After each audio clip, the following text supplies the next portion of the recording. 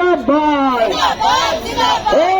জয় করে বোকায় পথ ছাড়ি নাই, এই তিলোত্তমার ভয়ে নাই।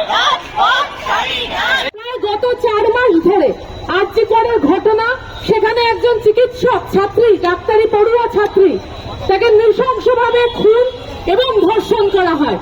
সে ঘটনার পরিপ্রেক্ষিতে আমরা প্রত্যেক দিন বলেছিলাম ক্যাম্পাসের ভেতর দাঁড়িয়ে গণতন্ত্রের কথা, কিন্তু কালকে দাঁড়িয়ে আমরা দেখলাম যে এই ঘটনায় যারা মূল অভিযুক্ত, যারা পোস্টমর্টমের রিপোর্ট থেকে শুরু করে গোটা ঘটনার তদন্ত প্রক্রিয়াকে বারবার দীর্ঘায়িত করেছে, বারবার সেগুলোকে যাতে ভুল পথে চালিত হয় তার জন্য উদ্যোগ নিয়েছে সেই সন্দীপ ঘোষ, আরজি করের মূল মাথা যে আরজি কর কাণ্ডের, এবং তালা থানার ওসি, যে ওসির নাম এতক্ষণে সবাই জানেন, তাদেরকে একটি ধারায় জামিন দেওয়া হয়েছে। এই ঘটনা এবং এর সাথে সাথে গতকাল আমরা দেখেছি পার্থ চ্যাটার্জি, তাকে জামিন দেওয়া হয়েছে।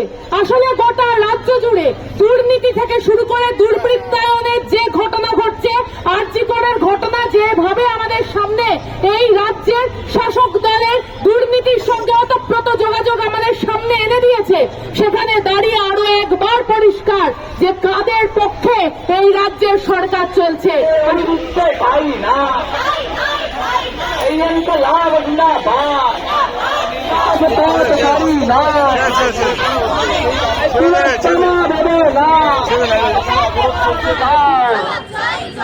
এই চার্জশিট জবাবে বেরিয়ে গেল সিবিআই জবাবে দেয়, তিলোত্তমার ভয় নাই, এই তিলোত্তমা ভেবে নাই, এই তিলোত্তমা ভেবে নাই। এই প্রীতিলতার এই মাটিতে ধর্ষকদের ঠাঁই নাই, এই প্রীতিলতার এই মাটিতে সন্দীপ ঘোষের ঠাঁই নাই।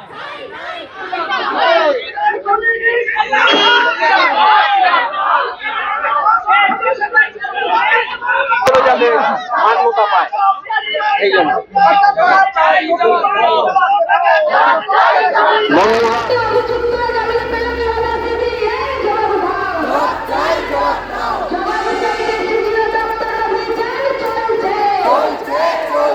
বন্ধ ডেকেছেন, হঠাৎ তারা চুপ করে গেল। প্রত্যাশা করে কি করবেন, কি বলবেন? নির্যাতিতার বাবা মা গিয়েছিলেন, কেন্দ্রীয় মন্ত্রী বলেছিলেন দেখা করবেন, দেখা করেননি। তাই আজ আমাদের প্রতিবাদ, আপনারা যারা সমবেত হয়েছেন